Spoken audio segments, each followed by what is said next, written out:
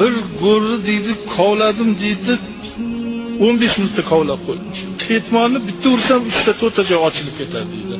Bilasizmi, xolaka deydi, jannatni hidi kelib ketdi go'rni ichidan deydi. O'shanga hali kelgani yo'q, kovlangan. Kovlayapman, go'rni ichidan chiqdim kelmaydi deydi. Xushbo'y hidga deydi. Shu qo'yib chiqdim, bir oq perchatkadagi qo'llar deydi, mendan oldin olib kirgizib ketyapti. So'rasam, maktabda 1-sinfdan 4-sinfgacha dars beradigan odam ekan. Doim portfelda joynamoz yurarkan. Qachon namoz vaqti bo'lsa, qayerda shundoq namozlarni o'qib olar ekan. O'sha kommunist paytda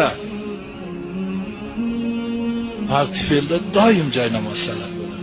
Paytda masjidlardagi, mana bir joy xoli joyini topib o'qib